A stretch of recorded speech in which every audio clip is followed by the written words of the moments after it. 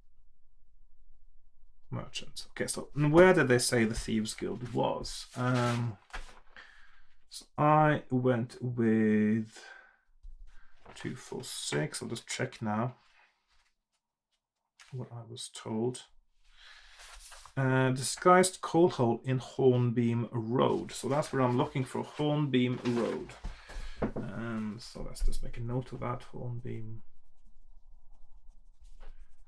Road. Okay, so I'm thinking Cobbler's Street, actually, Cobbler's Walk. I'm going to go down Cobbler's Walk and see. So 195. You continue along Cobbler's Walk, turning a corner or two. Suddenly, a body comes crashing through a nearby window into the street. Splinters of glass fly everywhere, but you are unharmed. Moving closer, you see the mangled corpse of a man dressed in black robes covered with odd symbols. A door to the nearby house bursts open, and a man dressed in a silver robe with black symbols runs into the street screaming, "Flee! Run for your life!" as it disappears. In the open doorway, a monstrous figure now stands. It springs at you with a demonic howl. It is 3 meters high, with the head and hind legs of an elk. Its bloated humanoid torso is mottled blue and grey, and its breath clouds the air with crystals of ice. It points at you, and a gale of freezing sleet hits you. The chill is almost crippling. Lose 3 stamina points. Okay. If you're still alive, the demon reaches for you, and with its powerful talons, you must fight it. So, an ice demon that looks like an elk. That's a bit unusual, but there you go. 8, 10, and if I win, I go to 61. Right. So, I'm still at 13. Actually, I am at 13, 14. Okay, like so. And he has got 8, 10, which means I got a 5-point skill point advantage as we're starting the battle. He rolls 11, I roll 6, so that is actually a draw. He rolls 4, I roll an 8, so he's down to 8. He rolls a 3, I roll a 7, he's down to 6 hit points. He rolls a 10, I roll a 7, he's down to 4 hit points. He rolls a 7, I roll a 5, he's down to 2 hit points. And finally, he rolls a 5 and I roll a 6, and he is dead. Okay. And I win and go to 61.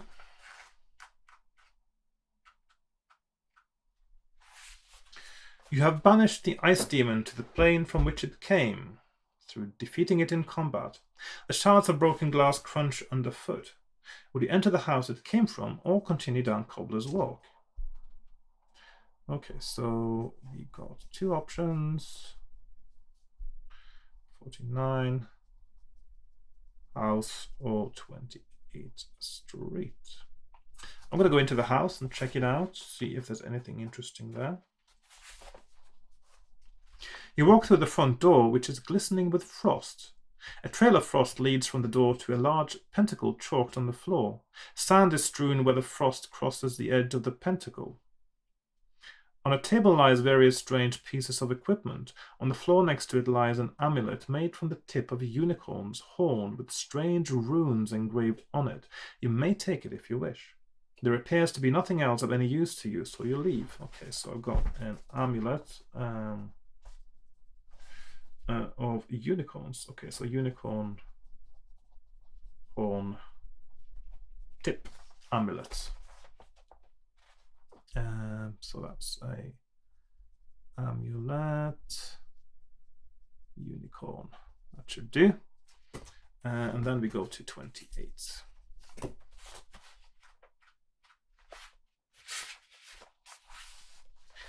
You turn down Carriage Street and see the sign of an inn, the Silver Trinket. It is next to a large stable and workhouse. It seems a much more pleasant place than the Red Dragon Inn, and as it is growing late, you decide to go in. Turn to 15. Okay. 15. Okay, so that is Silver Trinket. Silver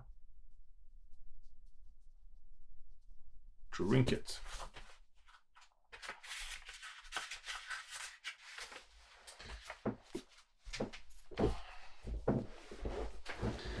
The tap room of the inn is empty. You ask for a hot meal and a room for the night. The innkeeper tells you that this will cost you 3 pieces of gold, but says that he is short-handed and that if you will do the washing up, he will let you stay for nothing. The choice is yours. You have a delicious meal of roast hippogriff and cream sauce. Roast hippogriff? I thought hippogriff were endangered species. Why would I eat them? Anyway, after your meal, you sleep like a log and wake up feeling refreshed. So basically, he's telling me now that I can pay 3 gold pieces if I want to, or otherwise not. So, you know what? I'll just pay 3 gold pieces. Feeling a bit generous. So, gain 4 stamina points. I'll need those. And you set out in search of the Thieves Guild. Turn to 64. Okay, so plus 4 stamina and minus 3 gold in brackets. And I'm going to 64 for my next day.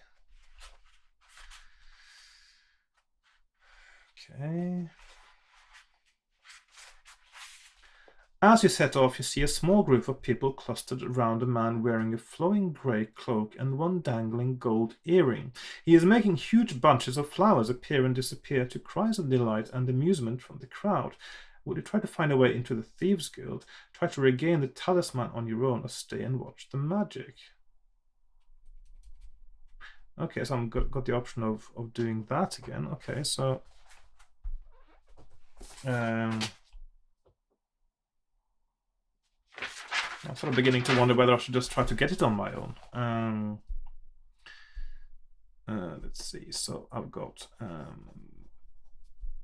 Thieves Guild, Talisman, and Watch. Oh, somebody doing magic on the street here. I can only assume that it is a ruse for thieves to work in the crowds and steal from people. So 383. So own, guild, watch. But I think I should still look for the Thieves Guild. Should I just, yeah, I'll still look for the Thieves Guild, I think. Okay, so have you been told about the storm drain? If you have, turn to 183. If not, turn to 149. Okay, so this is where my choice earlier made a difference. So 183 drain, question mark, or 149 not. And I know about the drain, so I'm going to go to 183. You turn right down Traders Row and walk for some way, looking for the storm drain. Eventually you see it, and checking that you are unobserved, jump down it. You land up to your ankles in slime. You weigh down the huge drain until you come to a small round door set in the left-hand wall. Test your luck. So, test luck. And luck is not my strongest suit, although I have really got used for my 12 skill this time. So 238 is lucky. Or 205 lucky. So I am lucky and go to 238. As you open the door, you slip. Is that the lucky outcome? Just double checking now, because that's not sort of a super fortuitous. Yeah. Well, apparently that is the best outcome. So as you open the door, you slip on the slime underfoot. A glancing blow catches you on the side as a harpoon thuds into the door. Lose 2 stamina points. You would have lost a lot more than that if you had been unlucky. Hang on. Did I actually check my luck now? I completely forgot to roll for my luck now, didn't I? So I need to roll a 7, actually. And I did. It's okay. So I was lucky. I was just got a bit distracted now by thinking about something else. If you're still alive, you look behind and see the firing mechanism of the trap. You open the door and step into a magnificently furnished room. Evidently, the Thieves Guild lacks nothing. A group of men, some of whom you recognize from the Red Dragon, are lounging on sofas. They leap to their feet in surprise and reach for their swords. Will you place your back to the wall and draw your sword, or calmly tell them that you have been invited? So, So -2 stamina there. Okay. So it's 242 or 252. So invited or sword. I'm going to say that I was invited. If we had really wanted you to come, don't you think we would have told you the safe route, says a thief with a scar running from ear to chin, whom you recognize from the Red Dragon. They move towards you purposefully. This is the welcome we give to the likes of you, he continues. Would you place your back to the wall and draw your sword? Or sit down telling them to kill you if they like, but they'll miss out on an attractive proposition. Turn to 209. I'm going to do the last thing, because obviously they want money. That's why they're thieves. So Scarface looks you up and down for a moment, and then he says, right, I'll get the guildmaster. We'll see what he has to say. There is an uneasy silence before he returns with another man. Scarface says, this is Vagrant, guildmaster of thieves. Vagrant is a handsome middle-aged man wearing an ermine jacket. Twirling his moustache, he asks you the purpose of your visit. What will you say? You need help to steal something. You want to steal the Talisman of Death, or you will lead them to a hoard of priceless jewelry. I'm sort of feeling I'm sort of getting stuck in a little some lies here, regardless of what I'm doing. Maybe I should have just gone on my own to get it back. 315 help, 276 Talisman of Death, or 291 jewelry. I'm going to say I'm going to steal the Talisman of Death. Don't think that's going to work very well. There is a hushed silence broken by Vagrant. That is indeed beyond price. He suddenly barks out an order. We'll mount an expedition before they move the Talisman. It is market day, a good time. Scarface, Jimmy the Rat, Bloodheart, and young Lord Min, you will accompany our friend here. Some hours later, when they have finished their preparations, you set off. As you leave, you see a piece of graffiti scrawled in blood on a wall. There is no honor among thieves. You resolve to be on your guard. Turn to 241. Okay. That's very ominous, isn't it? Yeah, they're going to take the talisman for themselves, aren't they? Scarface leads you through a maze of back alleys into a building that Jimmy the Rat tells you is a safe house. You climb onto the roof and continue running across the rooftops of the city. Soon you are on top of a tall house just below the top of the Temple of Fel Kirinla. Bloodheart, a hulking silent fellow, takes a rope and grappling hook from his shoulder. He effortlessly throws it round the top of one of the temple columns. He secures his end to a chimney stack and walks across on the tightrope he has created. You all manage to cross hand over hand and join him in the temple eaves. Jimmy the Rat, a wiry man with fingers like spiders' legs, finds a skylight and, true to his name, prises off the bars and picks the lock. Reaching inside, he disarms a trap containing a poisoned dart. You marvel at his nimble-fingered skill. They lower a rope and you all drop down to the top of a staircase. You catch sight of an old serving man passing a doorway on the landing. The others have not noticed him. Would you silence him in case he has seen you, or ignore him, hoping he didn't see you? Okay. So, yeah.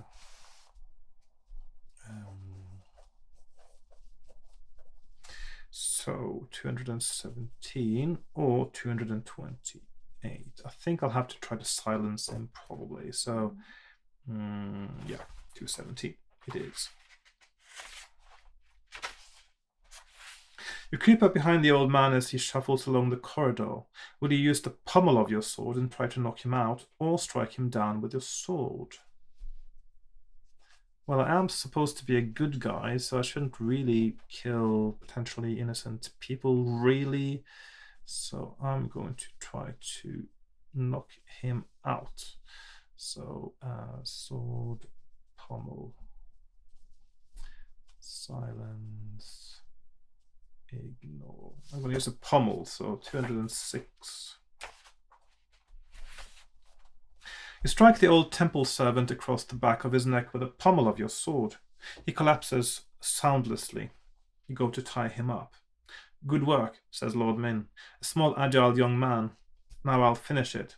He steps forward with his dagger, meaning to slit the old man's throat. Will you stop him or let him kill the old man? Ugh, these choices. Well, if I stop him, I could get into trouble, couldn't I? So 251, stop. Or kill 239, let. I'm going to try to stop him, actually, because I don't think it's necessary to do that. So I'm going to 251. You reach out and knock the young thief's hand away. He drops his dagger, which clatters noisily all the way down the stairs. Sentimental fool, he snaps. The guards will have heard that. He draws another dagger from his boot. Hurry, we have little time now, says Scarface. You hurry on. Turn to 283, so that sounds like it may have been a mistake. 283. You are padding silently along the landing towards the stairs which lead down, when a loud pealing of bells fill the air. The alarm, snarls Scarface. You freeze. Looking back, you are astonished to find that you cannot see the thieves, who you thought were behind you. All you can see are shadows. You are on your own. Will you go back to find the thieves, or run down the stairs ahead of you? Okay. I'm going to go on a new page again.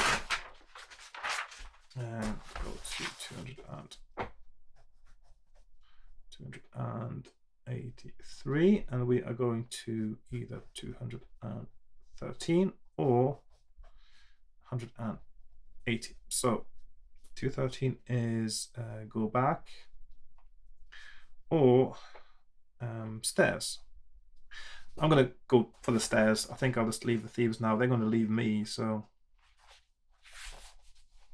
You run down the stairs for 4 at a time. You reach another landing before you hear the tramp of feet coming up from below. Thinking quickly, you hide behind an arras.